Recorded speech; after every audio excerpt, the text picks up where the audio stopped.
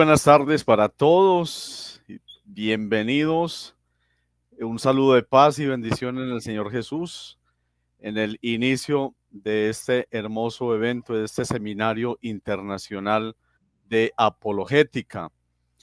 Le damos la bienvenida a todos los que se están conectando en este momento a este canal o a través de este canal, la Escuela de Teología Santa Catalina de Siena, en la Universidad Santo Tomás en la ciudad de Medellín, Colombia. Este es un espacio que ha creado la Orden de Predicadores desde esta sede de la universidad que ya he mencionado para el servicio de la iglesia, para todas aquellas personas que desean conocer y profundizar su fe católica. Así que sean todos bienvenidos. Sin más preámbulos, yo le doy el paso al doctor Fabián Ramos, quien ha sido el que ha pensado, ha diseñado, ha promovido y ha creado este evento para el servicio de todos. Doctor Fabián, adelante, bien pueda. Muchas gracias, José Domingo, muy amable, y damos la cordial bienvenida a todos los que se inscribieron en este seminario. Estamos de verdad muy contentos por la gran acogida que ha tenido. Hemos logrado más de 7,000 inscritos y creo que es un número que ha sobrepasado las humildes expectativas que teníamos, ¿no? Y bueno, sin más, hoy vamos a iniciar con una conferencia que está a cargo de Enrique Gel, a quien agradezco enormemente el esfuerzo que está haciendo. Son las 12 de la noche en España y es la razón por la que el horario de hoy es distinto al resto. Recordemos que habitualmente las charlas van a ser 7:30 de la noche, hora de Colombia. Y esta la hemos adelantado 2 horas porque pues ya poner a Enrique a las 3 de la mañana allá en España, pues mucho ha hecho con mantenerse hasta las 12 de la noche para apoyarnos con esta conferencia. Quisiera preguntarle antes a José Domingo si finalmente tenemos al rector presente que iba a decir algunas breves palabras, en caso que no, para darle paso a Enrique con su conferencia. Me cuenta José Domingo si ¿está el señor rector o procedo a presentar a Enrique? Bueno, no tenemos al señor rector, pero tenemos al padre Gilberto, que es el director de nuestra escuela.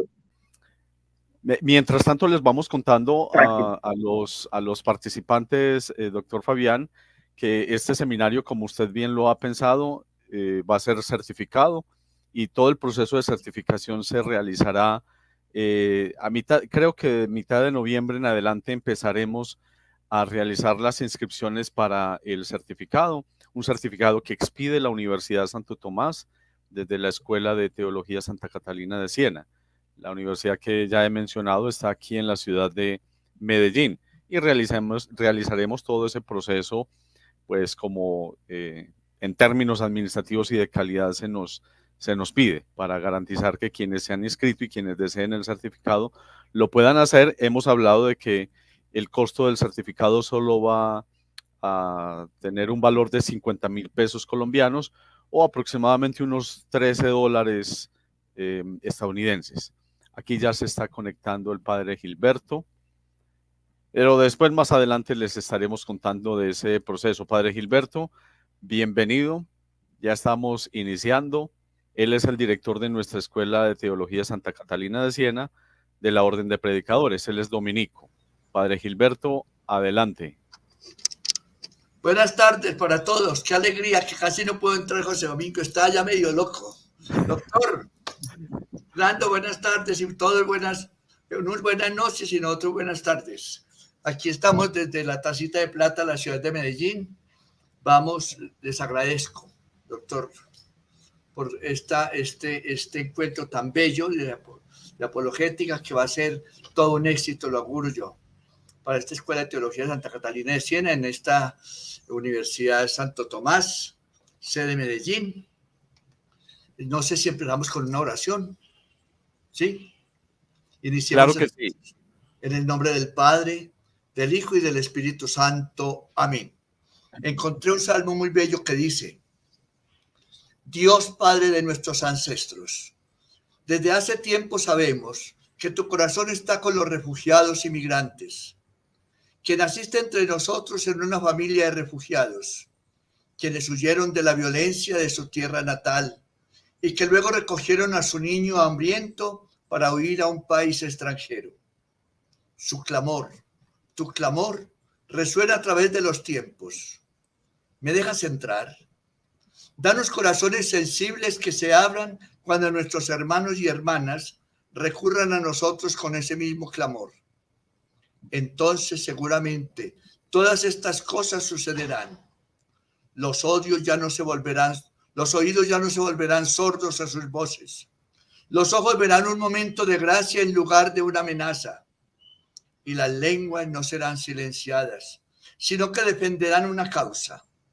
Y las manos se extenderán, trabajando por la paz en su tierra natal, trabajando por la justicia en las tierras en las que buscan un refugio seguro.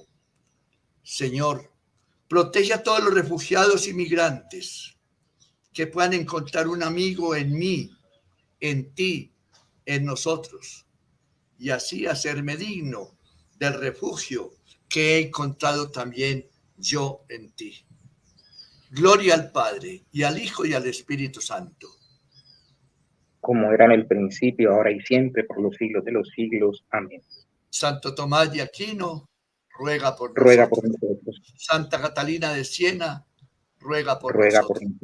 Y a todos nos bendiga Dios Padre, Dios Hijo y Dios Espíritu Santo. Amén. Doctor Fabián, Dios le pague, doctor, bueno, Dios le pague. Aquí estamos. Cuente con nosotros porque nosotros queremos contar con ustedes. Vale. Fray Gilberto, muchas gracias. Bien, bueno, muy amable. Dejamos entonces la palabra a nuestro querido invitado, el doctor Enric Gel. Es doctor en filosofía.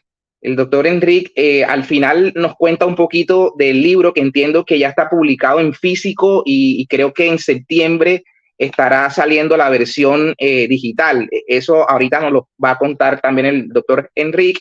Y el canal de Enric es Adictos a la Filosofía, invitados también a conocer este importante canal. Bien, vamos a dar paso a que el doctor Enric abra este seminario con esta conferencia que va a tratar sobre la existencia de Dios y primordialmente va a girar sobre el argumento de Santo Tomás de Aquino, de el ente y la esencia, ¿no? Entonces, adelante, doctor Enric, el auditorio es todo suyo. Muy bien, bueno, muchas gracias de verdad por la invitación. ¿Se me escucha bien? ¿Se me oye bien, Fabián? Se escucha perfecto, se ve y se escuca perfecto, sí señor. Genial, pues bueno, buenas tardes a todos, muchas gracias por estar aquí y por estar en este congreso y reflexionando juntos sobre un tema de tan gran importancia. Estoy intentando hacer tiempo porque estoy intentando subir las diapositivas. A ver, un segundo. Perdonadme porque no lo había hecho antes. A ver, que lo encuentre. Vale, perfecto.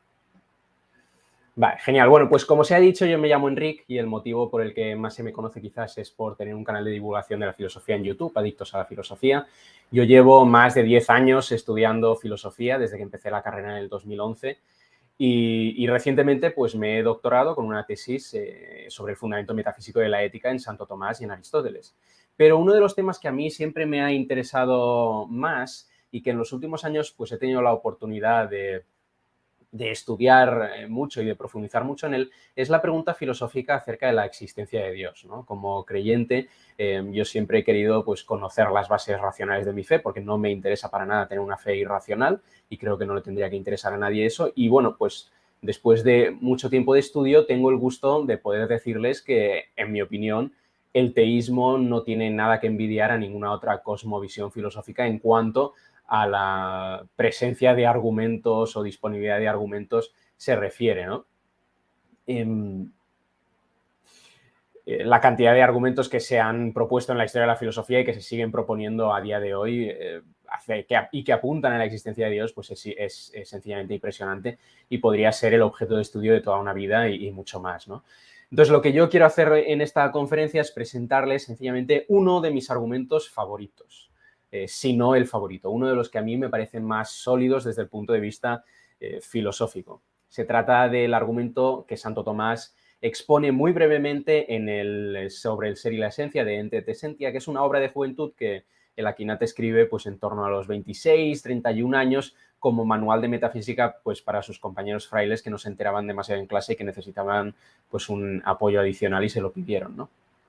De Santo Tomás todo el mundo ha oído hablar de las 5 vías, pero es menos conocido este argumento, que en mi opinión es el esqueleto filosófico que está detrás de las 5 vías. Entonces, con la intención de hacerlo más conocido entre la comunidad apologética, pues se lo explico y también voy a intentar darles respuesta o darles un esbozo de respuesta a lo que en mi opinión son las 2 principales objeciones que se le pueden hacer y que normalmente se le hacen.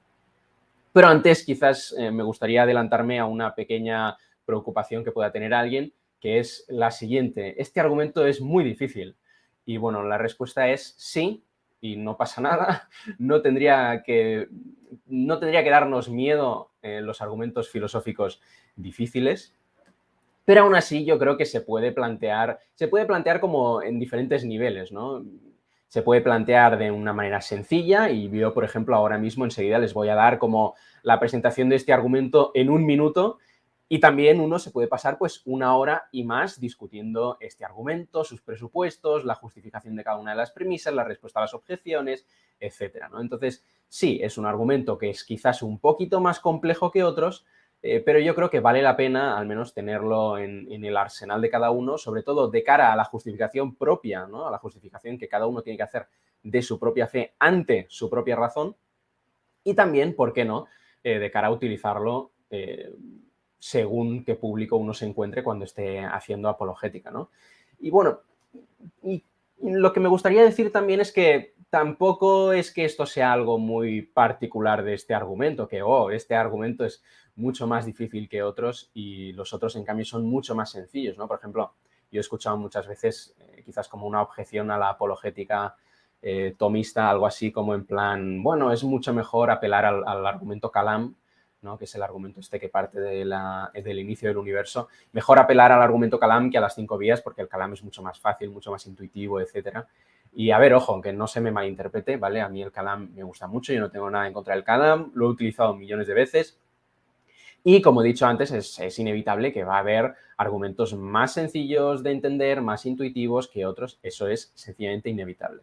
Pero es mi experiencia que cualquier argumento teísta, a poco que uno profundice en él, y por sencillo e intuitivo que pueda parecer de entrada, esconde realmente una gran complejidad filosófica que se va poniendo de manifiesto a medida especialmente que se van apilando objeciones, ¿no? Y esto pasa con el Kalam, o sea, el Kalam se puede poner sencillamente como 2 premisas y una conclusión, ¿no? Como pueden ver en pantalla, todo lo que empieza a existir tiene una causa, el universo empezó a existir, por tanto el universo tiene una causa y ya está, y esto a primera vista parece realmente muy sencillo, pero detrás de esta sencillez se esconden páginas y páginas y libros de discusión filosófica acerca de sus presupuestos y se podría dedicar una charla entera, de nuevo, de 1 hora o más a cada una de estas cuestiones, ¿no? Entonces, el argumento del de Ente al final no es tan distinto de esto, ¿sí?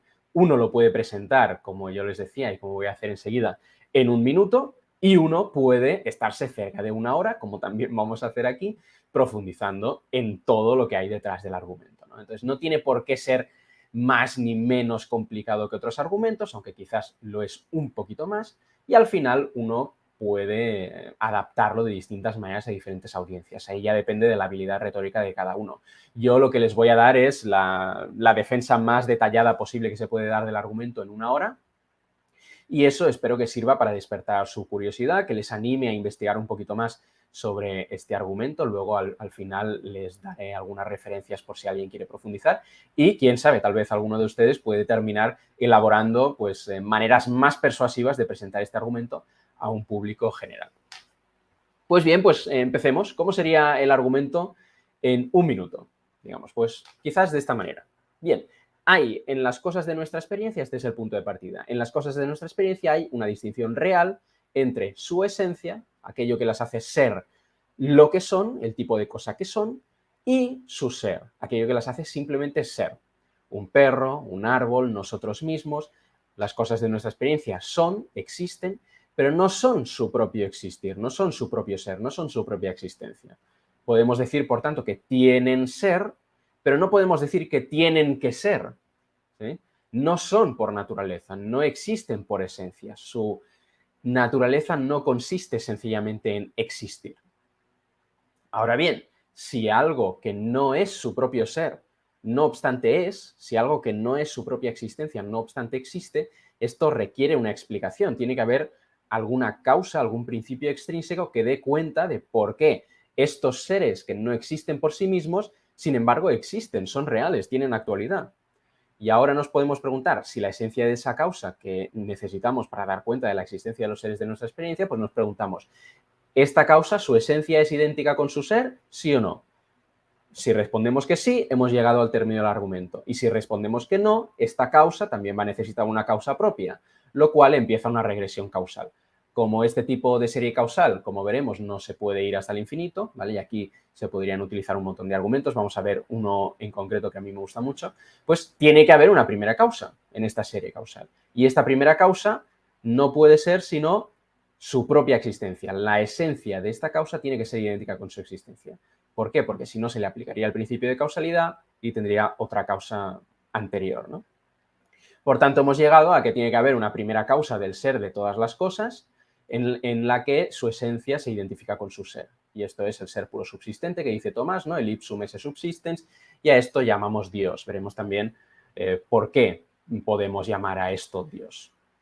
Como puede verse, el argumento del de se sostiene sobre los siguientes tres pilares: la distinción real entre esencia y ser en las cosas de nuestra experiencia, el principio de causalidad, tal que es si algo no tiene el ser por esencia, entonces lo tiene recibido de otro, y la imposibilidad de un regreso causal infinito. Y ahora vamos a ir por partes a ver exactamente cómo justificar cada uno de estas premisas, de estos pasos. Bien, el punto de partida del argumento es la distinción real entre esencia y ser en las cosas de nuestra experiencia, ¿vale? Aquí la idea es que no es lo mismo aquello que da cuenta de que un perro concreto sea un perro en lugar de ser un lagarto, una piedra o un electrón, eso sería su esencia, y aquello que da cuenta simplemente de que el perro sea en lugar de no ser. Es decir, en cada cosa de nuestra experiencia hay dos principios realmente distintos y uno de ellos da cuenta sencillamente de lo que esa cosa es y el otro da cuenta de que esa cosa sea. Pero ¿por qué tendríamos que pensar que hay una distinción real entre estos dos principios? Porque al fin y al cabo muchas de nuestras distinciones son meramente de razón, que se suele decir, sin que haya nada en la realidad que se corresponda con ellas. Son simplemente distinciones que hace nuestra mente, hace nuestra razón, pero que en la realidad no hay nada realmente distinto que se corresponda con esa distinción. Por ejemplo, distinguimos entre Superman y Clark Kent, ¿sí? Pero ambos términos refieren en la realidad a la misma cosa idéntica, al mismo individuo. Entonces, no podría ser la distinción entre ser y esencia de este tipo. Y ahora vamos a ver por qué no. Vamos a ver dos argumentos. A mi juicio, la manera más sencilla de ver por qué esencia y ser tienen que ser realmente distintos en los seres de nuestra experiencia es un argumento a partir de la contingencia. Podemos pensar que si hubiera algo cuya esencia fuera su ser, existiría por naturaleza, simplemente por ser el tipo de cosa que es, y entonces existiría de manera absolutamente necesaria, ¿vale? Su naturaleza, su esencia consistiría justamente en existir. No necesitaría de nada que le diera el ser porque él mismo sería existir, consistiría su esencia en ser, en existir. Ahora bien, las cosas de nuestra experiencia claramente no existen de esta manera, no existen por esencia, no existen necesariamente. No es por ser un perro que el perro existe, ¿sí? Y al final tienen causas, las cosas de nuestra experiencia, empiezan a ser, dejan de ser, se generan, se corrompen, ¿no? Como hemos dicho antes, son, existen, pero no tienen que ser, no tienen que existir. Uy. Ojo, ¿se me oye? Veo que se ha ido... Se le oye muy bien, doctor.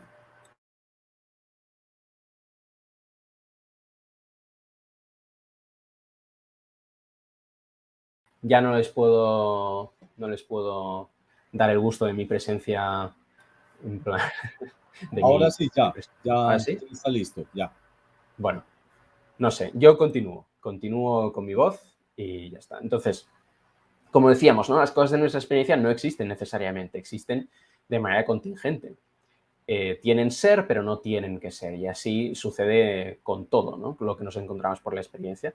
Por tanto, si no existen de modo necesario, sino contingente, su esencia ha de ser realmente distinta de su ser. Y es así de sencillo. A mí me parece que esta es la manera como más intuitiva de captar la distinción real entre esencia y ser en las cosas de nuestra experiencia. Otro argumento quizás más interesante desde un punto de vista filosófico a favor de la distinción real parte no ya de la contingencia de las cosas. Es evidente y consta a los sentidos que los seres que nos encontramos en la experiencia son múltiples y multiplicables, ¿de acuerdo? No es solo que haya caballos y también perros y también piedras y también seres humanos, sino que de cada una de estas cosas hay múltiples ejemplares. Hay muchos caballos, hay muchos perros, hay muchas piedras, hay muchos seres humanos. Si alguien necesita que le demostremos esto, está más allá del alcance de la razón y solo el Espíritu Santo le puede convencer y ahí ya no podemos hacer nada desde un punto de vista apologético, ¿no? Porque no tiene ningún sentido intentar demostrar lo obvio contra la persona que se niega a reconocer lo obvio, ¿no? Y es obvio que existen cosas múltiples en la realidad. Pero claro, argumenta Tomás, si existiera algo cuya esencia fuera su ser, ese algo tendría que ser absolutamente único, no sería susceptible de multiplicación. Ahora veremos por qué. De donde se sigue que, como las cosas de nuestra experiencia no son únicas de esta manera, sino que son multiplicables, en ellas la esencia tiene que ser realmente distinta de su ser. Pero ¿por qué pensar lo anterior? ¿Por qué pensar que algo cuya esencia fuera su ser no sería susceptible de multiplicación? ¿Por qué no podría haber un ser puro A, otro ser puro B, otro ser puro C, etcétera? Hay varias formas de ver esto. Santo Tomás lo plantea de una manera, a mí me gusta hacerlo de otra, que creo que es como un poquito más intuitiva. Piensen primero en qué es lo que hace que nosotros seamos múltiples instancias de lo mismo, ¿no? Aquí podemos ver una representación de todos ustedes y de mí mismo, que cada uno juzgue quién es quién.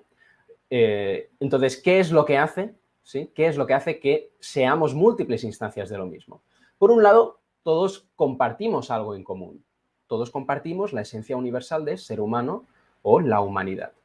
Pero, por el otro lado, cada uno de nosotros realiza dicha esencia en una parcela concreta de materia, podríamos decir. Usted tiene ese cuerpo, yo tengo este cuerpo, la otra persona tiene ese otro cuerpo, etcétera, etcétera.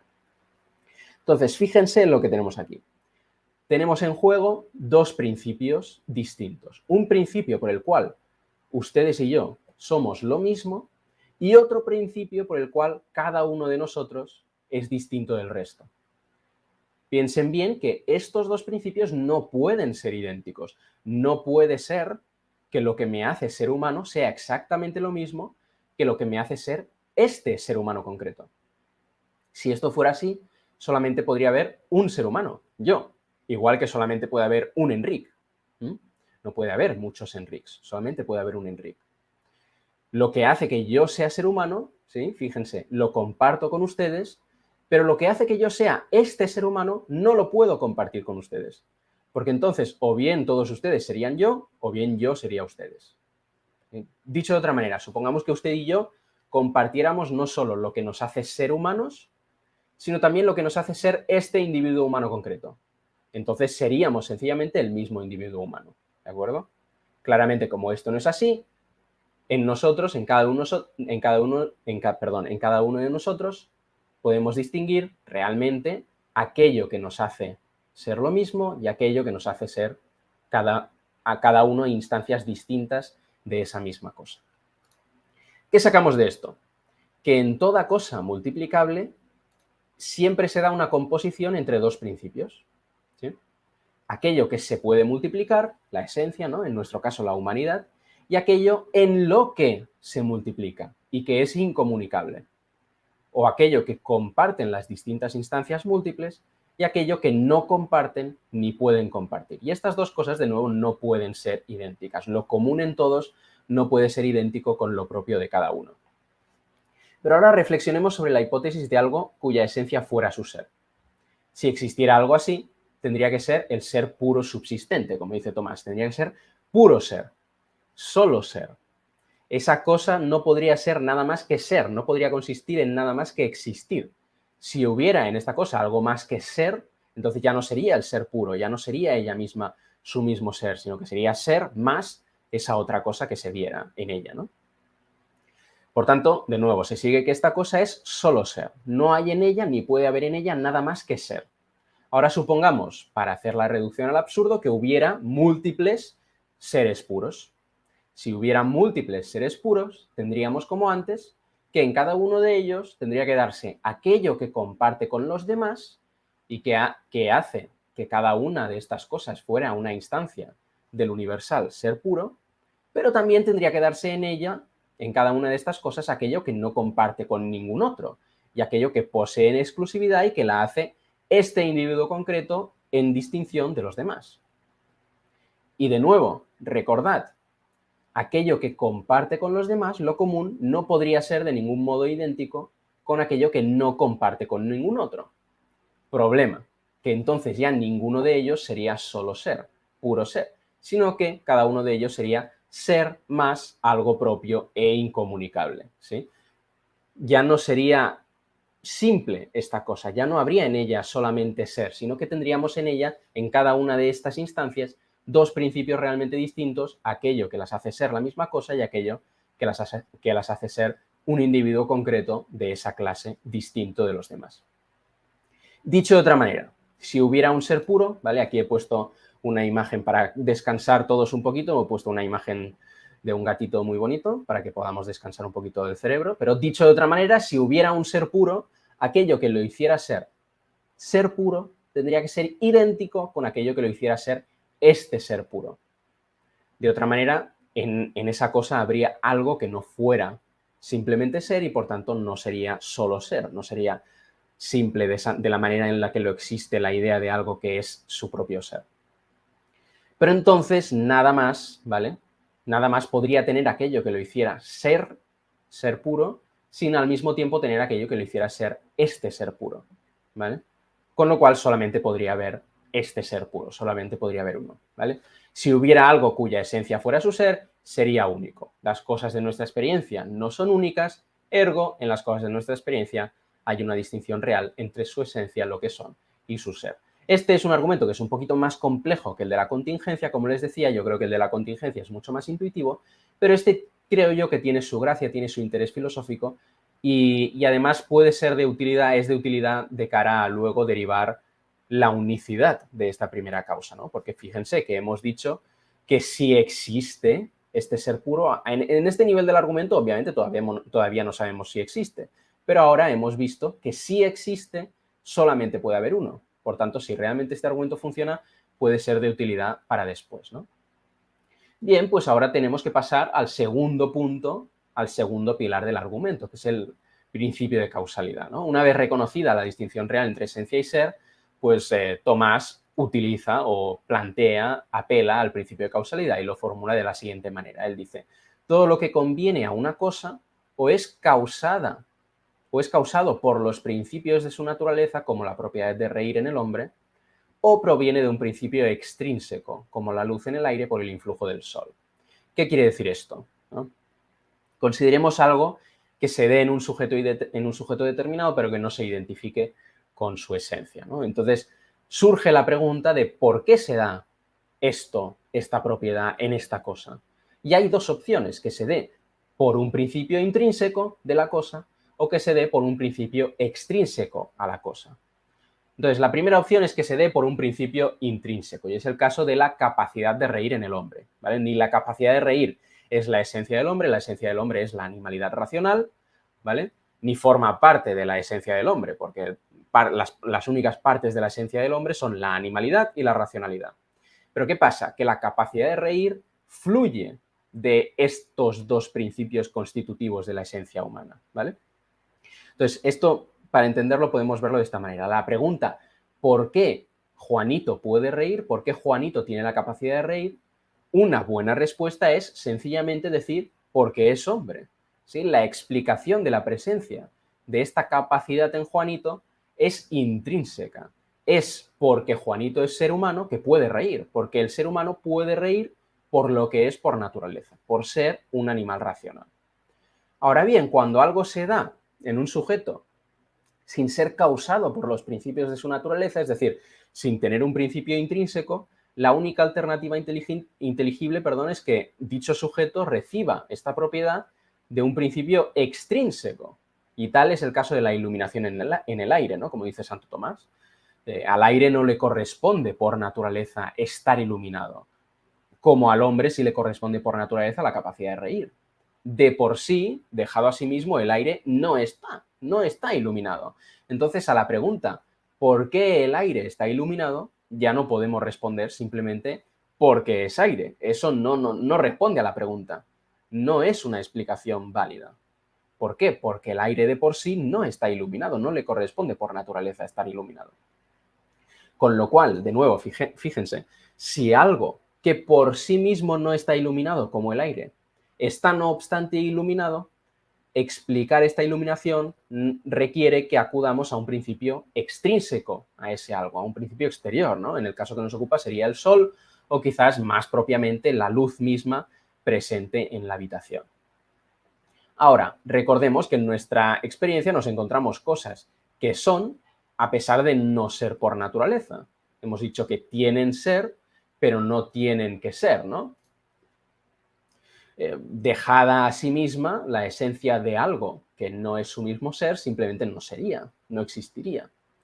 Pero entonces, ¿cómo explicamos el ser que la cosa tiene? No podemos explicarlo por referencia a un principio intrínseco, pues eso sería como decir que la cosa se da el ser a sí misma, ¿no? Y eso no tiene ningún sentido, es imposible. Te estaríamos diciendo que algo se ha causado a sí mismo, que ha causado su propia existencia, pero esto es un sinsentido porque para hacer eso tendría que existir antes de existir, ¿no? Si no temporalmente, al menos de una manera como lógica o causal, ¿no? La cosa tendría que ser más fundamental que sí misma, lo cual, de nuevo, es una absurdidad, prácticamente diría que es una contradicción. Con lo cual, la única opción que queda es que reciba su ser, su existencia, de otro, de un principio extrínseco, de una fuente externa. Y llegados a este punto, como decía en mi presentación inicial del argumento, hay dos posibilidades. O bien esto otro es algo cuya esencia es idéntica con su ser, y habremos llegado al término del argumento, o bien es algo cuya esencia también es realmente distinta de su ser. En cuyo caso, aplicando el mismo principio de causalidad que acabamos de aplicar, también recibirá su ser de otro. También tendrá que tener el ser recibido. Tomando esta segunda vía, iniciamos un regreso causal y ahora nos toca preguntarnos si este regreso causal puede o no ser infinito. Bien, este último punto del argumento yo creo que es el más importante y es el más fácil de malinterpretar si uno no está informado de ciertas cosas de la filosofía de Santo Tomás, ¿no? En mi experiencia es el punto que suele ser más malinterpretado de los argumentos de Santo Tomás.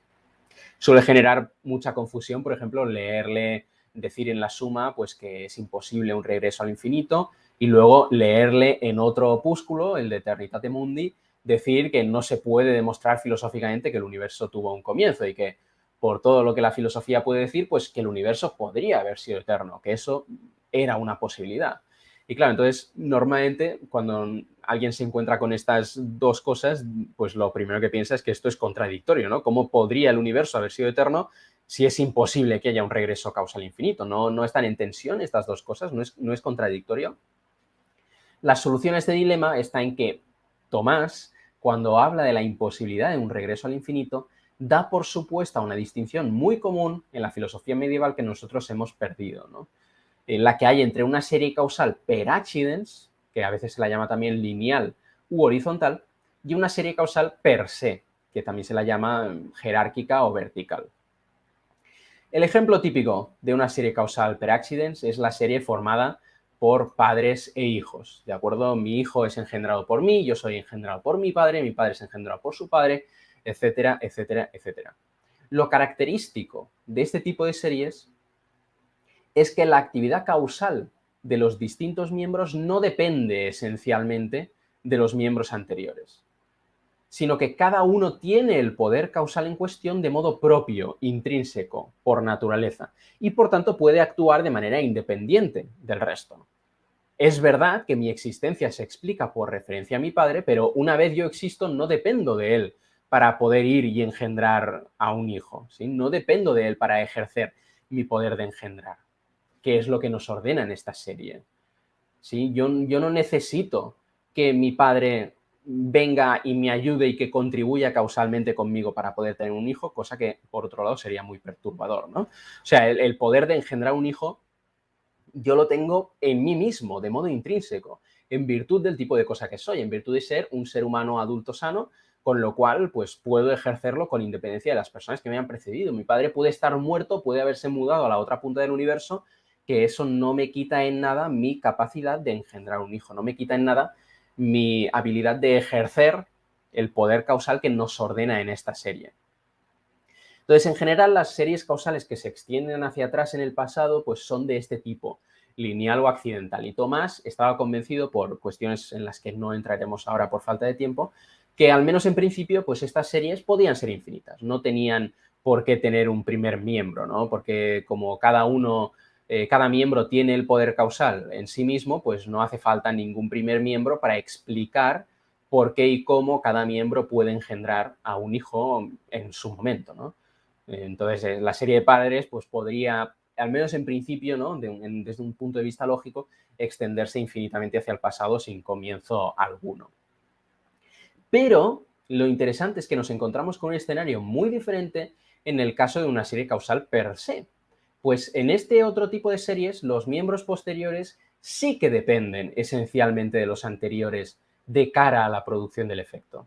Y aquí un ejemplo que me gusta mucho, que creo que es muy intuitivo, es el del fuego que calienta la olla, que calienta el agua, que hierve los macarrones. Ni la olla ni el agua pueden por sí mismas hervir unos macarrones. Ese poder no forma parte de su naturaleza, de su estructura intrínseca.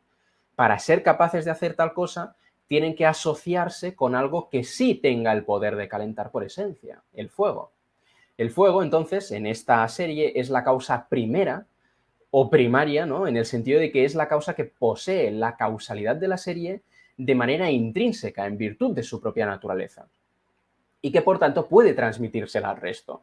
Si yo tuviera una serie infinita de ollas y en ningún momento ningún fuego, yo no podría hervir unos macarrones, porque lo único que tendría es una serie, solamente tendría una serie de miembros infinita y ninguno de ellos tendría el poder para producir ese efecto. Entonces, no podría producir ese efecto. Entonces, aquí lo que vemos es que el ejercicio de la causalidad que exhiben los miembros posteriores de la serie ya no es independiente de los anteriores, ¿no? O sea, si la nota característica, recuerden, de una serie per se, Hyperaccidents, perdón, es que cada miembro posee, ¿no? Como antes, posee de modo intrínseco por naturaleza el poder causal en cuestión, la nota característica de una serie per se es que sus miembros, a excepción del primero, no poseen la causalidad de la serie de modo esencial, sino derivado. Y es justamente por esta diferencia que las series per se requieren de un primer miembro. Uno que posea la causalidad de la serie de modo no derivado, sino intrínseco o primario por esencia. Dado que ni el agua ni la olla pueden calentar por esencia sus contenidos, tienen que recibir o derivar el poder para hacerlo de una causa que sí lo posea por esencia, el fuego. La presencia en la serie, por decirlo de otra manera, de una causalidad o de un poder causal que los miembros no poseen esencialmente, simplemente en virtud de lo que son, requiere ser explicada por referencia a algo que sí posea ese poder de modo intrínseco y que por tanto actúa como la causa primera o primaria de la cual el resto dependen en el ejercicio de ese poder causal. Otro ejemplo que me gusta mucho, por si alguno está, digamos, teniendo dificultades para entender exactamente esta idea, es el ejemplo, no sé cómo lo llamarán, digamos, en el otro lado del océano, pero aquí, digamos, cuando conectamos un alargador a la corriente, ¿no? Pues lo llamamos un alargador de electricidad o un ladrón de electricidad, ¿no? Por ejemplo. Entonces, supongamos que yo viera una serie de alargadores conectados los unos a los otros y no viera el final de esa serie. O sea, hay como, por todo lo que yo sé, puede haber infinitos alargadores conectados los unos a los otros. Entonces, imagínense que yo fuera al último y allí conectara mi teléfono móvil. Y justo el teléfono móvil empieza a cargarse. Si eso sucede, yo ya solo con eso puedo saber que no hay simplemente alargadores conectados a alargadores, sino que en algún momento uno de ellos está conectado a la toma de corriente. ¿Sí? ¿Por qué? Porque los alargadores por sí mismos no tienen el poder de cargar un teléfono móvil. Entonces, si yo conecto un teléfono móvil a un alargador o a una serie de alargadores y el teléfono móvil se carga, solo con eso puedo saber que no hay en la serie solamente miembros incapaces de cargar el móvil, ¿sí? Miembros que no tienen el poder de cargar el móvil, sino que tiene que haber en algún momento algún miembro que esté conectado a un miembro primario, ¿no? Al primer miembro, por decirlo de alguna manera, la toma de corriente, podríamos decir en este caso, que sí tenga, por esencia, ese poder, ¿no? Y que, por tanto, lo pueda transmitir al resto. Vale, entonces, para decirlo de otra manera, o sea, para tomarse una serie causal per se, sin primer miembro, sería un sinsentido completo. Sería una serie de causas con poder derivado que no derivarían su poder de ninguna parte, ¿no? Una serie de causas que producen un efecto sin que ninguna de ellas tenga en absoluto el más mínimo poder para producirlo. Sería como una serie de alargadores conectados a alargadores que en ningún momento se conectan a la toma de corriente y que no obstante cargan el móvil. Eso es un sinsentido, ¿no? Y es por esto que una serie per se ha de tener siempre necesariamente un primer miembro, a diferencia de una serie per accidens. ¿Por qué? Porque el primer miembro es el que da la causalidad a la serie entera, de modo que si él no estuviera, esa causalidad tampoco estaría operante en la serie, tampoco estaría ahí. ¿Por qué? Porque sin ese primer miembro que presta, por decirlo de alguna manera, la causalidad, su causalidad al resto, los otros serían causalmente inertes, no harían nada, ¿no? Recuerden otra vez, una serie infinita de ollas metidas la una dentro de la otra como muñecas rusas, no calentarían unos macarrones, no serviría eso para hacerse la cena, ¿sí?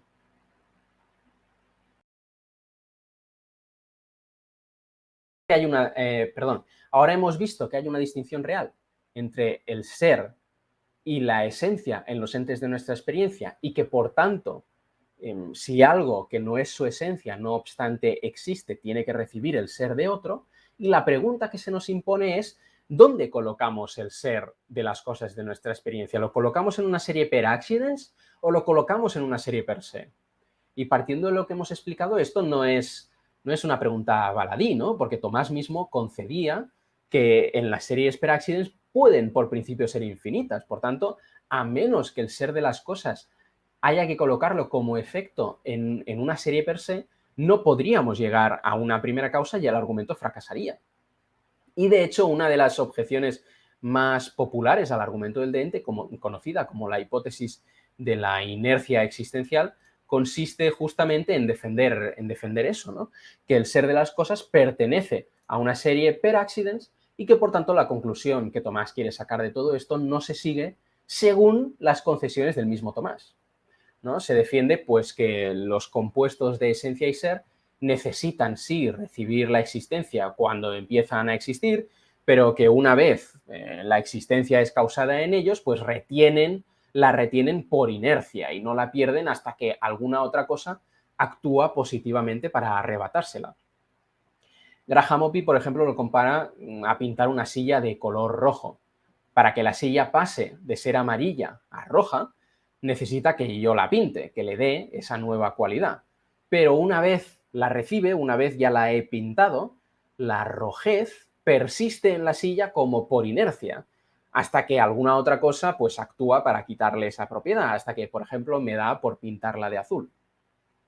Entonces, lo que estos autores plantean es que igual que la silla no necesita que nadie le esté dando continuamente la rojez, ¿no? Que nadie la esté pintando continuamente, pues tal vez los entes tampoco necesitan nada que les esté dando continuamente el ser, sino que una vez lo reciben, lo mantienen por inercia.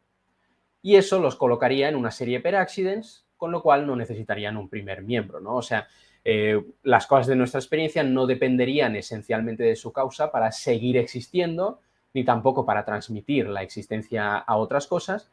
Por tanto, si hay un regreso causal, pues no es en el contexto de una serie per se. Ahora bien, Santo Tomás obviamente lo que defiende es que el ser hay que colocarlo en una serie per se. Y para ver esto vamos a profundizar un poquito más sobre la diferencia entre las series per accidens y las series per se. En una serie per accidens, una vez ha producido su efecto, ¿no? La causa, recordad lo que decía yo de mi padre, ¿no? La causa puede dejar de existir o puede dejar de actuar sin que eso afecte en absoluto a la existencia o al poder causal del efecto. Mi padre, como yo decía, se puede morir, se puede mudar al otro extremo del universo y no por eso pierdo yo la capacidad de engendrar hijos, lo puedo seguir haciendo, ¿no? Porque la poseo por esencia, en virtud de lo que soy. En cambio, en una serie per se, los miembros posteriores dependen esencialmente de los anteriores, como hemos dicho, de cara a la producción del efecto, de manera que la causalidad que ejercen no es que solamente la reciban, sino que también es sostenida en ellos, ¿sí? Si yo apago el fuego, ¿sí? Pues la olla y el agua y sus contenidos dejarán de calentarse y no podrán continuar de calentarse prácticamente al instante, a menos que yo sustituya el fuego por alguna otra cosa que haga su mismo trabajo, ¿no? Ahora, volvamos otra vez a la relación entre el ser y la esencia de un compuesto, esencia y ser. Entonces, aquí hay que entender que, como dice Santo Tomás, el ser es el acto de todos los actos, ¿vale? Lo que significa esto es que todo lo que hay y es real en un compuesto, en una cosa, en cualquier cosa de nuestra experiencia, depende en último término de ese acto último, de ese principio último que es su acto de ser, su existencia, sin la cual no sería nada, ¿no? O sea, una cosa sin su existencia sencillamente no es nada, no existe, no está ahí, ¿no? Entonces, y como hemos dicho, como es realmente distinta de su esencia, el ser es causado o recibido en las cosas de nuestra experiencia. Ahora bien, la causa del ser de un compuesto no puede ser como la causa del color de una silla, ¿sí? A ver, ahora tenemos el problema de que no se está compartiendo... Vale, perdón. O sea, pintar una silla de rojo es darle a un objeto, fíjense bien, darle a un objeto que ya existe una propiedad, la rojez, que va a subsistir en él, ¿sí? Que puede, como por decirlo vulgarmente, puede engancharse a la silla. En cambio, ser la causa del ser de un compuesto es ser la causa de aquello por lo cual toda la cosa es y subsiste como algo entero, completo y real. Con independencia de su rojez, una silla es una silla, pero con independencia de su ser, una cosa no es nada. No hay nada en la cosa que no dependa radicalmente de su ser y a lo que su ser, por tanto, pueda engancharse, ¿no? Una vez lo hemos causado en su inicio. Para entenderlo mejor, por si alguien está teniendo dificultades, supongamos, recuperemos el ejemplo de la olla, el fuego y el agua, ¿vale? Supongamos que yo enciendo el fuego, caliento la olla, caliento el agua, se empiezan a hervir los macarrones, etc. Y al cabo de un rato yo apago el fuego. Como decíamos antes, la olla y sus contenidos van a dejar de calentarse casi al instante, pero la olla, por centrar en ella ahora nuestra atención, va a retener por un tiempo el calor recibido. Podríamos decir que la olla tiene cierta inercia térmica una vez ha recibido el calor. ¿Pero por qué? ¿Por qué tiene esta capacidad la olla? ¿Por qué puede la olla retener el calor? Bueno, pues ciertamente la olla tiene esta propiedad por los materiales de los cuales está hecha, ¿no? Porque es de metal, digamos. Es decir, fíjense bien, la olla puede retener el calor por aquello que es con independencia de haber recibido el calor. Como con independencia del calor la olla es de metal, esa consistencia que tiene sin el calor le permite retener durante cierto tiempo la forma del calor, por hablar en términos aristotélicos. Y aquí es justo donde la analogía se va a romper, porque, como decíamos antes, todo lo que sea un compuesto de esencia y ser no es nada con independencia de su ser, no es nada con independencia de su existencia. Sin el calor, una olla es una olla y está hecha de unos materiales concretos, pero sin el ser, una cosa es nada, no es nada sin el ser. Con lo cual, no hay nada en el compuesto, en la cosa, ni en su esencia, que tenga, por decirlo de alguna manera, consistencia suficiente por sí mismo como para retener el ser o como para agarrarse a él una vez lo recibe de otro. Una cosa no puede recibir el ser y retenerlo por sí misma, como hace la olla con el calor, porque la cosa no es nada por sí misma, con independencia de su ser, a diferencia de la olla, que sí es algo con independencia del calor. Y esto lo que va a implicar, si se está siguiendo mi razonamiento, es que en cualquier momento en el que la cosa tenga ser, no puede tenerlo de manera que su esencia quede unida al ser como, digamos, dos piezas de un puzzle, porque la esencia sin el ser, de nuevo, no es nada, no tiene ninguna realidad, no tiene ninguna actualidad. Con lo cual, si no hubiera una causa impartiéndole continuamente el ser a la cosa no sería, no estaría ahí.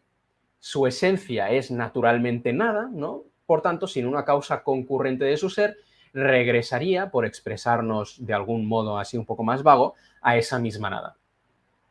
Dicho de otra manera, que la existencia no puede ser una propiedad inercial. Por cada momento en el que la cosa existe, ha de tener el ser recibido y prestado de otro. El ser no puede ser, ha de ser no solamente causado en la cosa, sino también sostenido.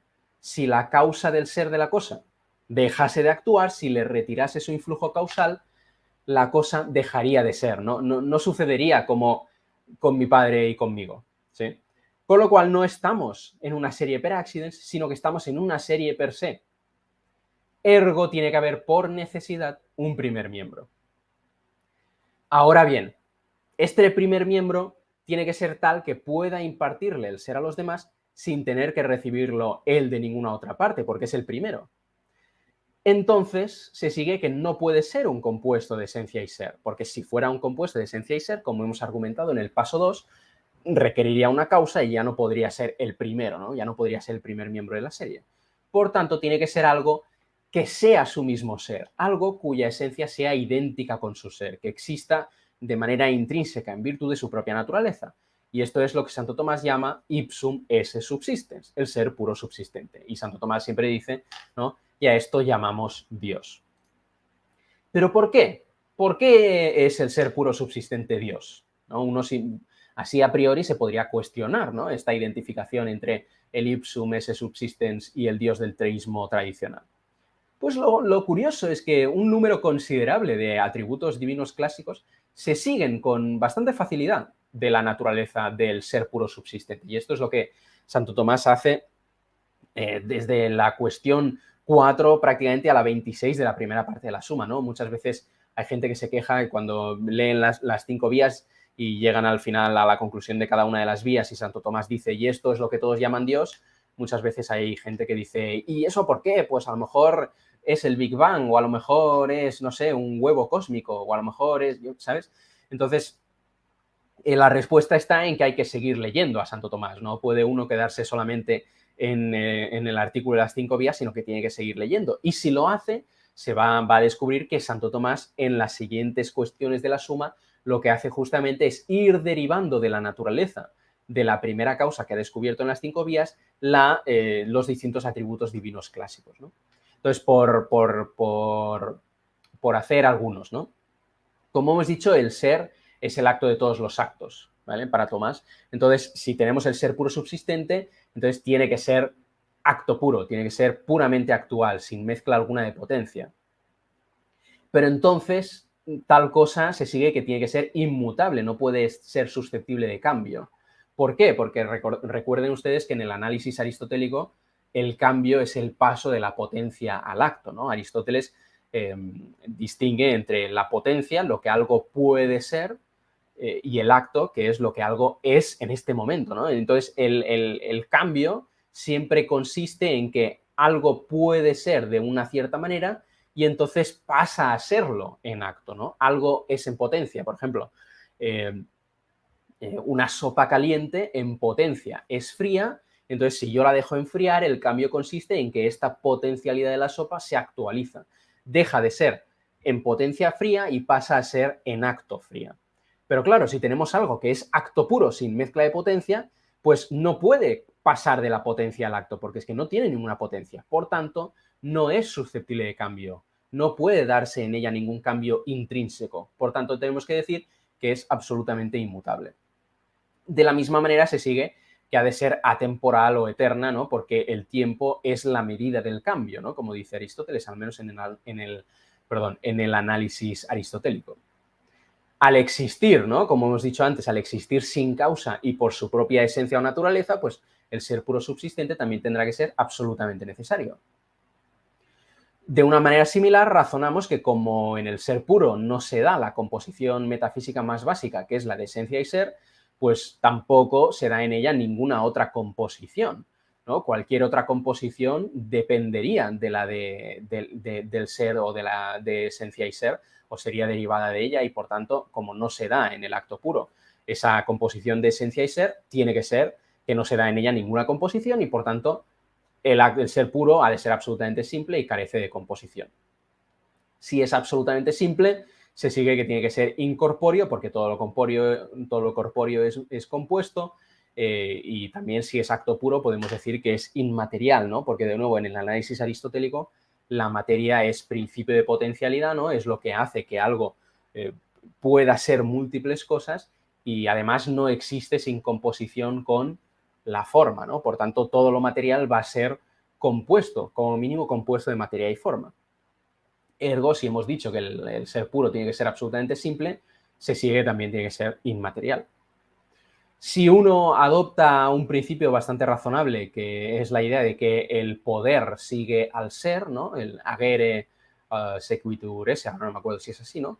Pues como el acto puro posee el ser en su plenitud, se sigue que también tendrá que poseer el poder en su plenitud, en su perfección, y que tendrá que ser omnipotente. Signifique luego eso en la práctica lo que signifique, ¿no? Ya conocemos las discusiones interminables acerca de cómo analizar propiamente la omnipotencia, pero eso es completamente irrelevante. Lo que sigue simplemente es que el acto puro tendrá la plenitud del poder, es decir, que no habrá nada que pueda tener ser que el acto puro, si quisiera, no podría actualizar, no le podría dar el ser, ¿no? Por un razonamiento similar, tendríamos que decir que es totalmente perfecto, porque hablamos de imperfección cuando en una cosa se da alguna carencia o privación, ¿no? Alguna potencia no actualizada, no realizada. Por tanto, como en el acto puro no se puede dar ninguna potencia, pues carece de privaciones y tenemos que decir que es absolutamente perfecto, ¿no? Y bueno, podríamos, por falta de tiempo no voy a continuar, pero si alguien luego tiene alguna pregunta al respecto, la puede hacer, pero podríamos hacer razonamientos similares de cara con la trascendencia, con la inteligencia, etc. Y recuerden que uno de los argumentos que hemos utilizado para establecer la distinción real entre esencia y ser nos ayudaba a, digamos, establecer también que aquello que fuera su mismo ser tendría que ser único, ¿no? Por tanto, aquí descartamos también el politeísmo. No puede haber múltiples seres puros subsistentes, solamente puede haber uno, ¿no? Entonces, enseguida se puede ir viendo que se obtienen las notas características que tradicionalmente se han ascrito a lo divino, ¿no? O sea, tenemos que el ser puro ha de ser puramente actual, inmutable, eterno, necesario, simple, inmaterial, incorpóreo, perfecto, omnipotente, absolutamente trascendente, ¿no? Inteligente, etcétera, ¿no? Entonces, esto yo creo que basta, ¿no? Se podría discutir muchísimo más, por supuesto, pero yo creo que basta para intuir al menos que la distancia entre existe el ser puro subsistente y existe Dios no es para nada tan grande que sea insalvable. Y llegados a este punto, lo único que queda es abordar la segunda gran objeción al argumento del deente, que es la idea de que el ser o la existencia no es una propiedad realmente predicable de los individuos, ¿no? Entonces, según Santo Tomás, el ser es similar a otras propiedades como la rojez, en el sentido de que, igual que estas, pues es realmente predicable de individuos u objetos concretos, ¿no? Cuando yo digo que cierta pelota es roja, estoy diciendo que la pelota tiene una cierta propiedad, la rojez. Y de una manera similar piensa Tomás que cuando digo que la pelota existe, también estoy predicando de ella una propiedad concreta, la existencia. Estoy diciendo que la pelota tiene existencia o que tiene ser. Hoy en día, pues la visión más común acerca de la existencia o el análisis más común que se remonta a autores como Frege, Russell y Quine, es decir que la existencia no es una propiedad atribuible a los individuos u objetos, ¿no? Lo que se llama una propiedad de primer orden, sino una propiedad de segundo orden, es decir, algo que se predica de los conceptos. Y lo que se dice es que la existencia es la propiedad de un concepto que un concepto tiene de tener instancias concretas en el mundo real. Entonces, para que se entienda, cuando digo los tigres existen, según esta visión, no estoy atribuyendo una propiedad real a los tigres concretos, no estoy diciendo que los tigres concretos tengan algo que se llama existencia, sino que lo único que estoy diciendo, según estos autores, es que el concepto tigre no representa un conjunto vacío, ¿sí? Que hay en la realidad, hay algunas cosas que son tigres, que el concepto tigre está instanciado, que tiene instancias, que está ejemplificado. Todo predicado, por tanto, de la forma existe X, se puede traducir, dicen estos autores, como hay al menos un X tal que es lo que sea, ¿no? Los tigres existen, pues hay al menos un X tal que es tigre. Bueno, pues si esto es así, si la existencia no es algo que prediquemos realmente de los objetos, sino de los conceptos, pues el argumento del ente no puede ni despegar, porque recuerden que depende justamente de que las cosas individuales que nos encontramos en la experiencia tengan realmente una cierta propiedad, la existencia, con la que no se identifican, ¿sí? Eso es lo que nos permite aplicarles el principio de causalidad e iniciar el regreso causal que termina en Dios. Por tanto, es muy importante determinar cuál de las dos visiones sobre la existencia, cuál de los dos análisis es la correcta. A esto, de nuevo, podríamos dedicarle una charla entera, ¿sí? Porque, bueno, resulta que hay varios autores, aunque esta es la visión común, hay varios autores contemporáneos que ya la están empezando a cuestionar y están dando argumentos para regresar a la más clásica, ¿no?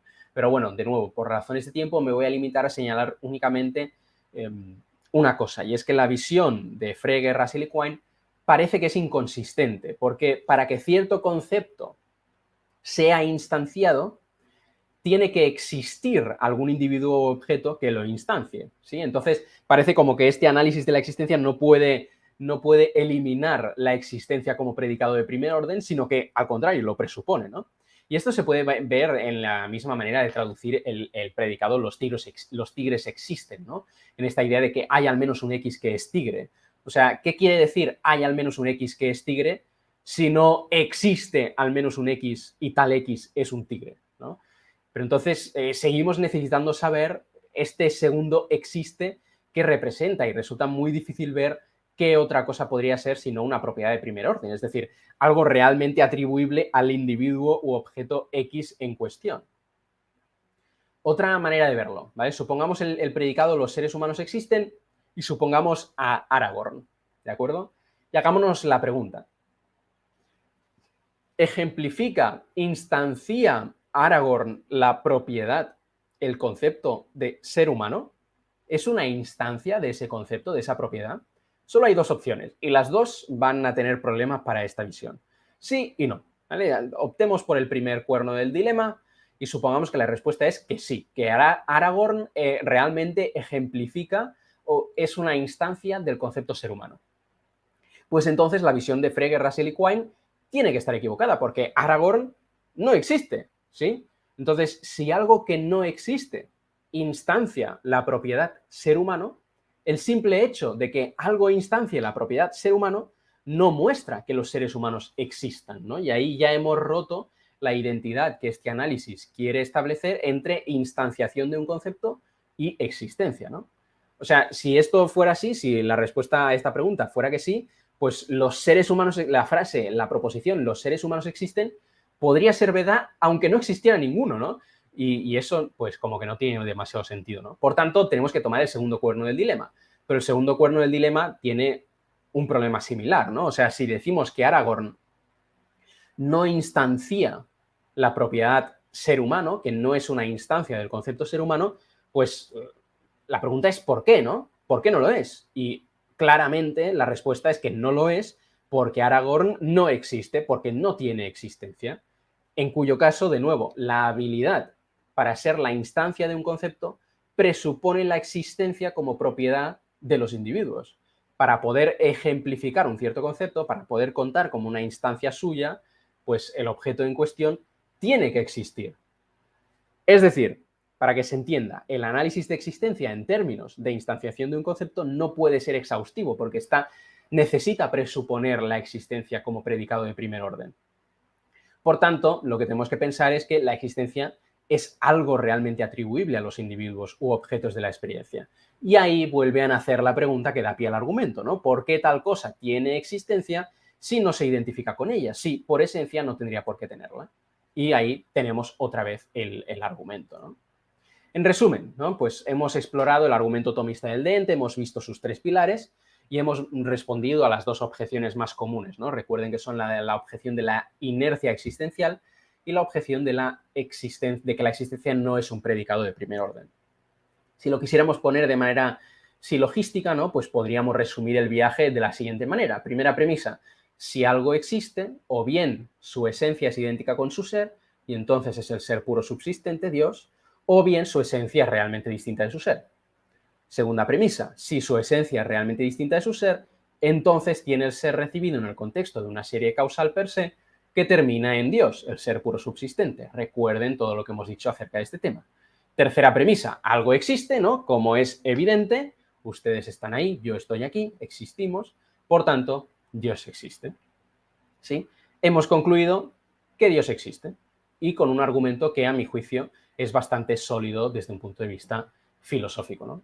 Por supuesto, esto no resuelve todas las preguntas, no resuelve todas las cuestiones, la discusión siempre continúa, ¿no? Pero quizás una de las preguntas que nos gustaría hacernos ahora es, vale, muy bien, hemos concluido que Dios existe, pero a mí me interesa saber si se ha revelado en alguna religión, ¿no? Si este Dios que he descubierto por medio de la filosofía, que existe, que está ahí y que da el ser a todas las cosas y que sostiene el ser de todas las cosas a cada momento, me interesa saber si este Dios se ha revelado en alguna religión. ¿Cómo puedo saberlo? ¿Cómo podría yo descubrirlo, ¿no? Y bueno, esto, pues, tradicionalmente la discusión siempre ha estado en cuál de las religiones que son compatibles con el Dios que hemos descubierto a través de este argumento filosófico, ¿no? Porque recuerden, hay muchos de los atributos que hemos descubierto ya nos ayudarían a descartar muchas religiones, ¿no? Hemos descubierto que Dios tiene que ser único, por tanto, el politeísmo queda excluido por razones filosóficas. Hemos descubierto que Dios tiene que ser inmaterial, por tanto, pues el mormonismo, ¿no? Si no me equivoco, también queda excluido por razones filosóficas. Pero hay muchas religiones que son compatibles con este Dios filosófico que hemos descubierto. Entonces, ¿cómo decidimos entre ellas? Bueno, pues tradicionalmente lo que se ha hecho es ver si hay alguna de ellas que lleve algún sello divino en la forma de algún milagro que de alguna manera sea como, pues eso, el sello que este Dios le pone a esa religión como para decir, hey, esta es la religión que yo apoyo, que yo he revelado realmente, ¿no? Y aquí está la pregunta de si realmente hay alguna religión con un milagro lo suficientemente sorprendente que se pueda establecer de manera racional y razonable. Y con esto yo le paso la pelota a la siguiente conferencia que va a hacer mi buen amigo Santiago Alarcón la semana que viene. Y con esto doy por terminada mi conferencia. Les pido disculpas porque no sé qué está pasando con la cámara. Voy a ver si ahora, mientras llegan preguntas, lo puedo solucionar. Pero de verdad, muchas gracias por su atención y espero que este argumento les haya resultado interesante. Si alguno quiere profundizar más, mi recomendación son las siguientes. Yo tengo un artículo publicado en la revista Espíritu que se titula La existencia de Dios, el argumento tomista del deente con el finitismo causal como refuerzo, en el que lo explico más o menos, doy algunos argumentos más a favor de la distinción real, etcétera, etcétera. Entonces, ahí pueden empezar por ahí. Lo único que les digo es que no le hagan demasiado caso a la sección sobre el finitismo causal porque con el tiempo me he terminado convenciendo de que realmente no funciona esa sección, pero yo el resto creo que sí que funciona. Si alguno de ustedes lee en inglés a gusto, puede leer un libro fantástico del filósofo Gavin Kerr que se llama Aquinas' Way to God, que es brutal. Yo creo que es el mejor tratamiento de este argumento que yo he encontrado en la literatura. Y si no, en español también puede leer el 4º capítulo de 5 pruebas de la existencia de Dios de Edward Fesser, que está traducido por un servidor. Y con esto, de nuevo, agradeciéndoles mucho su atención, doy por terminada esta conferencia.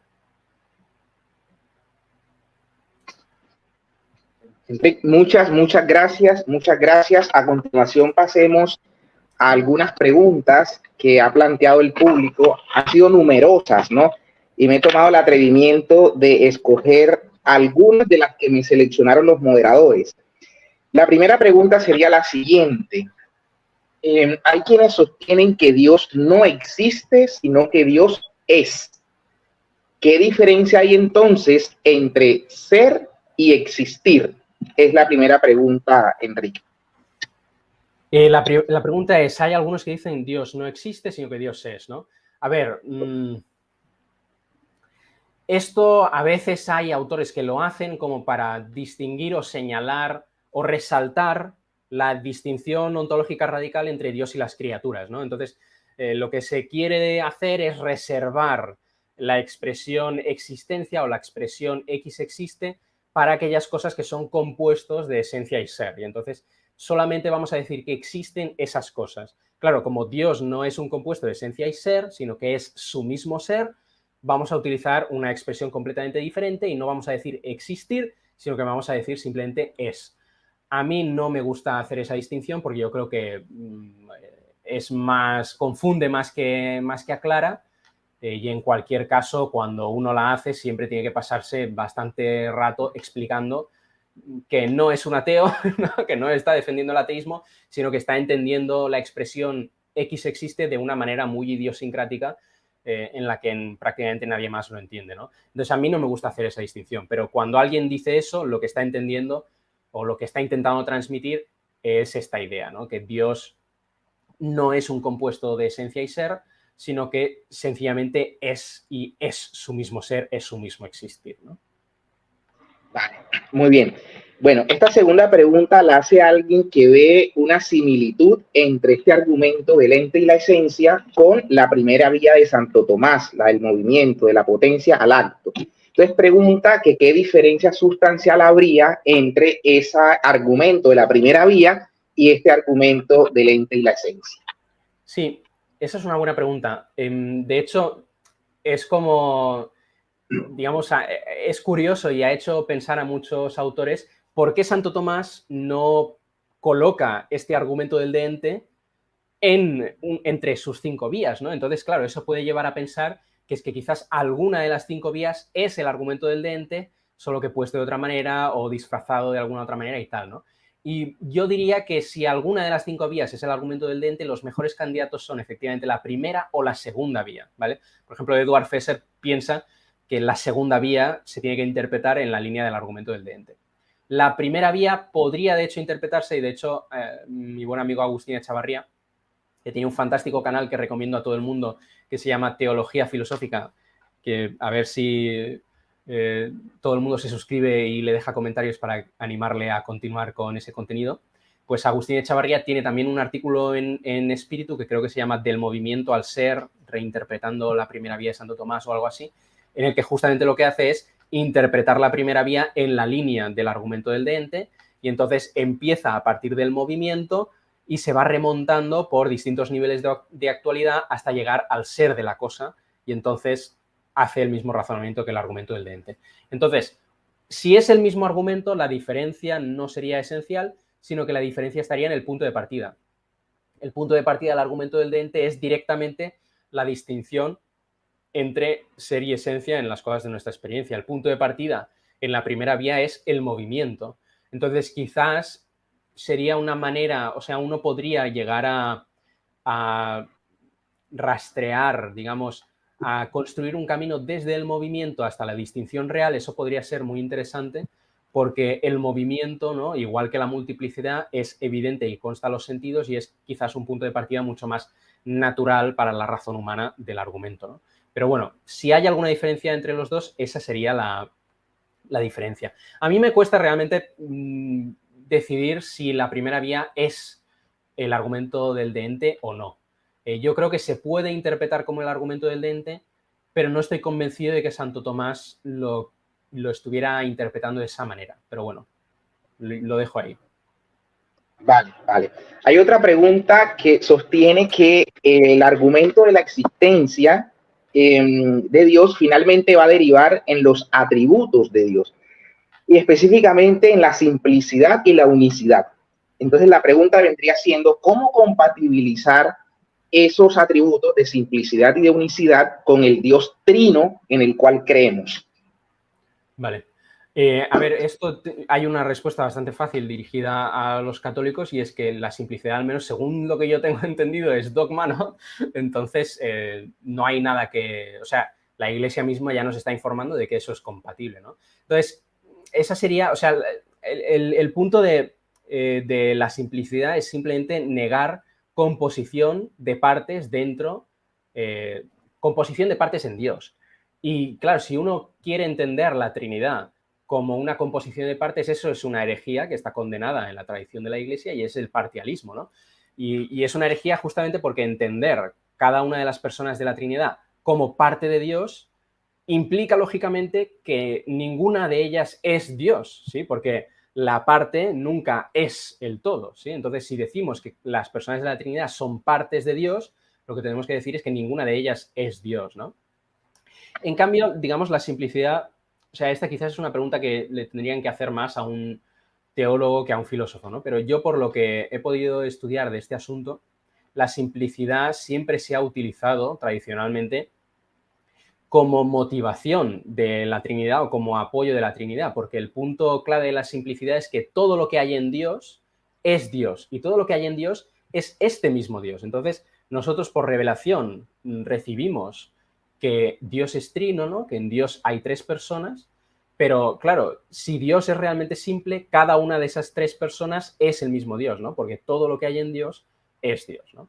Pero bueno, no sé, esa sería como un poco la respuesta, ¿no? Y claro, con el atributo de la unicidad lo mismo, ¿no? O sea, nosotros no pensamos que haya tres dioses, pensamos solamente que hay un único Dios, ¿no? Solo que ese Dios es tripersonal, es trino, ¿no? ¿Cómo hay que entender eso?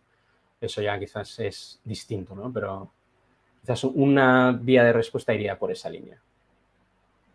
Vale, muy bien. Bueno, esta la voy a leer para no errar. Dice, per se y per accidens se definen con cuantificador universal sobre sus componentes, pero la negación de un universal es un existencial. ¿Por qué entonces la dicotomía entre ambos tipos? No entiendo la pregunta. Por eso la leo. Siento. A ver si me la vuelves a leer, a lo mejor puedo entender. Sí, pero... la vuelvo a leer, por eso digo, la leo textualmente. Dice, per se y per accidens se definen con cuantificador universal y señala que ese cuantificador es en cuanto a sus componentes. Pero la negación de un universal es un existencial, afirma. ¿Por qué entonces la dicotomía entre ambos tipos? Yo creo que el error está en el punto de partida. Yo no veo por qué tendríamos que decir que estamos definiendo las dos series con un cuantificador universal. No lo veo. Y si entiendo lo que está planteando esta persona, diría eso, pero a lo mejor es que no lo entiendo y 80% que no lo entiendo. Si a lo mejor puede clarificar, quizás sería de utilidad. Ahí damos el chance a ver si clarifica y le tomamos. Bueno, vamos cerrando.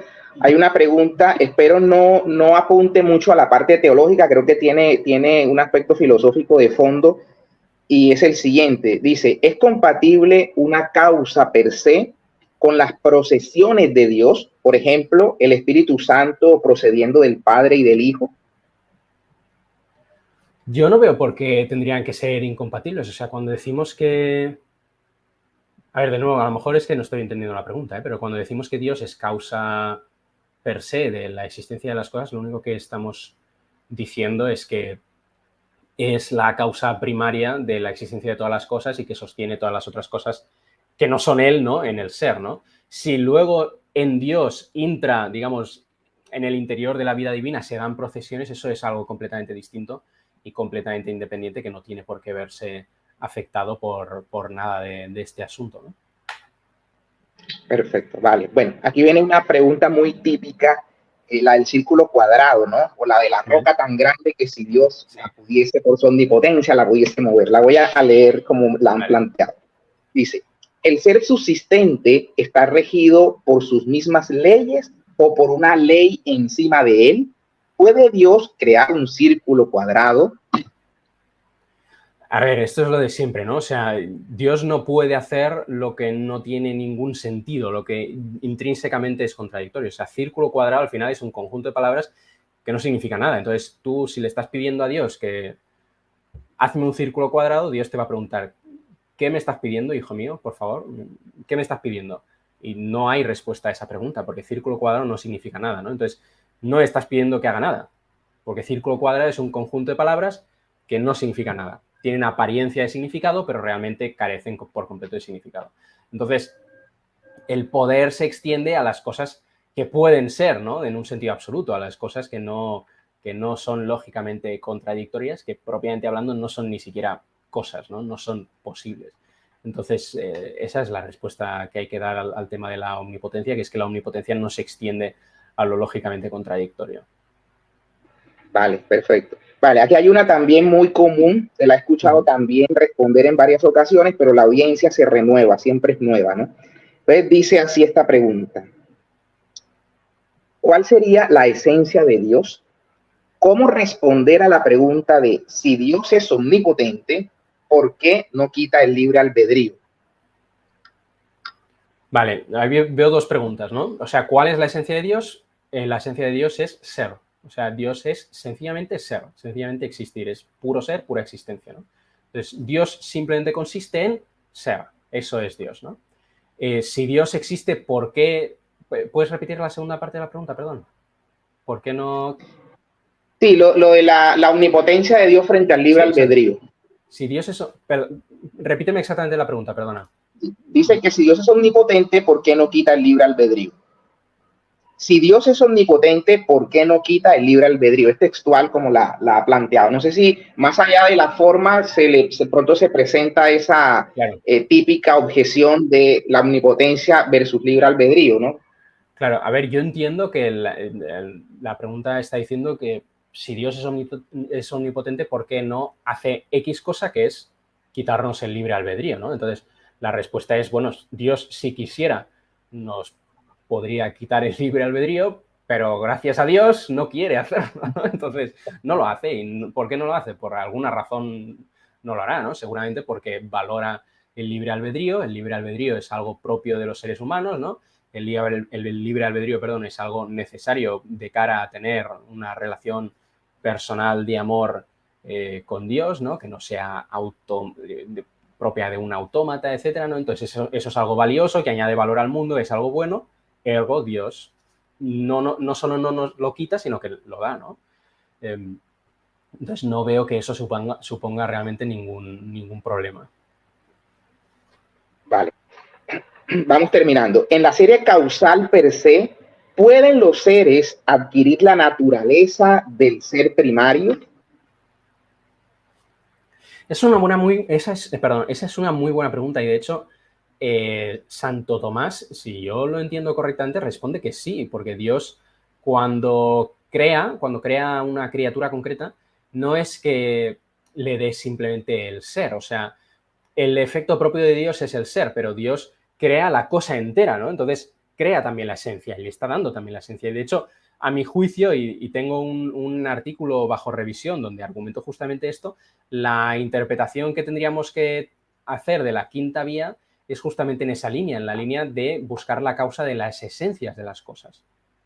Y Dios, o sea, porque ahí Santo Tomás, ¿no?, está intentando remontarse desde la orientación teleológica de las cosas a la existencia de Dios, pero claro, las cosas están orientadas a ciertos fines por esencia, ¿no? O sea, es por esencia, es por mi esencia como animal racional que yo estoy orientado a conocer la verdad, ¿no?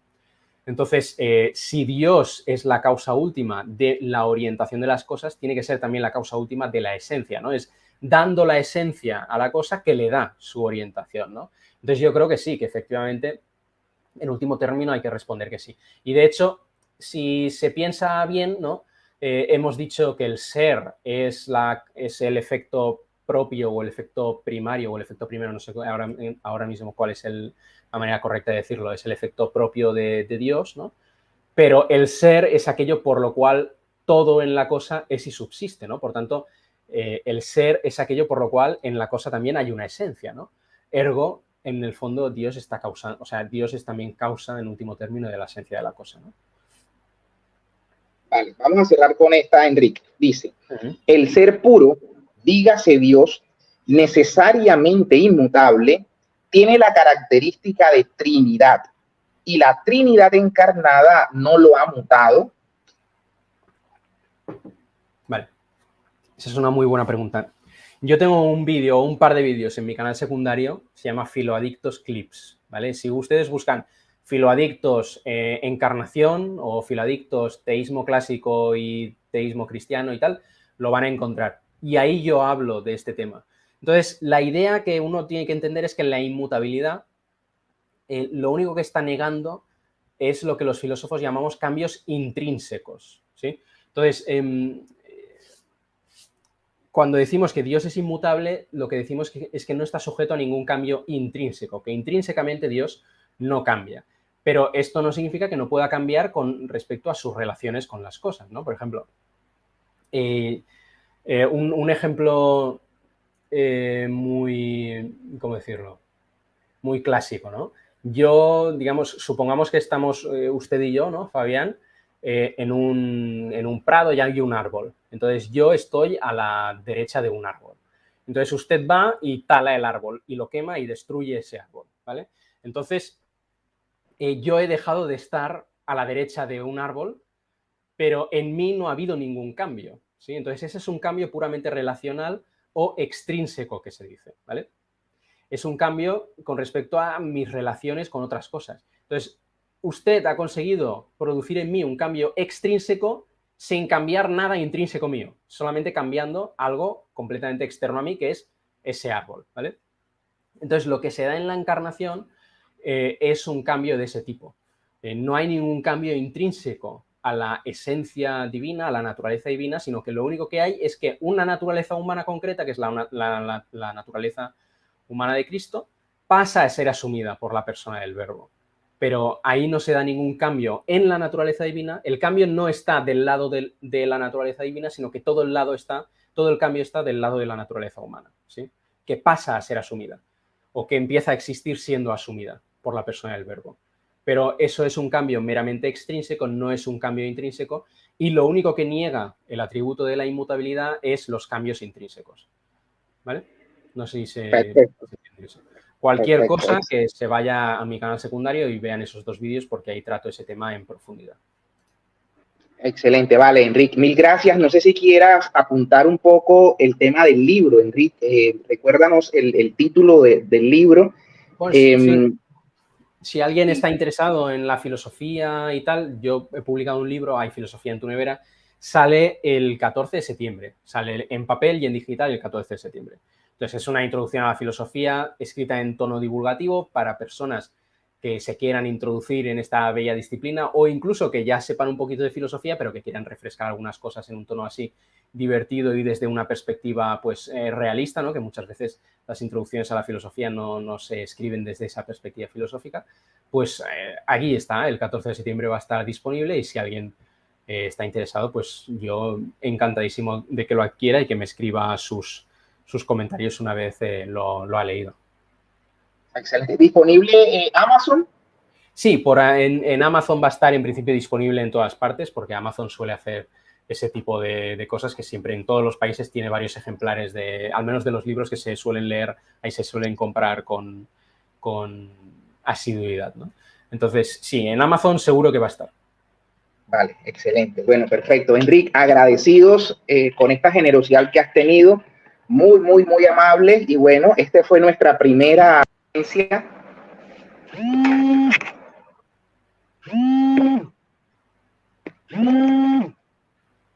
Perdona que esta fue nuestra primera conferencia y bueno, la próxima seguimos con, ya Enrique lo anunciaba, vamos a estar con Santiago Alarcón, va a estar a cargo del tema de la resurrección de nuestro Señor Jesucristo, va a estar a cargo de la conferencia sobre la resurrección de Cristo.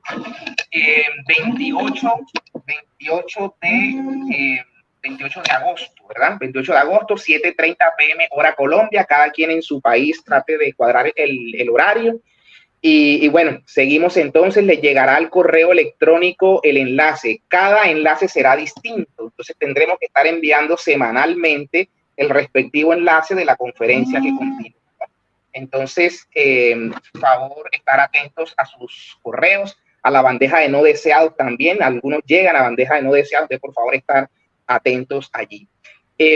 José Domingo, no sé si el padre Gilberto continúa y para cerrar o cierro acá, si sigue Fray Gilberto allí o no está con nosotros. Creo que aquí está el padre Gilberto, ya podemos. No, que felices oyendo la conferencia magnífica y yo creo que seguimos en esta sintonía porque esto nos enriquece demasiado. Doctor Fabián, Dios le pague, doctor Henry, Dios le pague y vamos para adelante, José Domingo. Sí, claro que sí. No, Dios les pague, bendiciones para todos, especialmente al doctor Enrique. Y pues ya estaremos atentos a su canal también. Muchas gracias, de verdad. Espero que haya resultado interesante y que se animen quizás la audiencia a estudiar un poquito más este argumento, que yo creo que es muy, muy válido.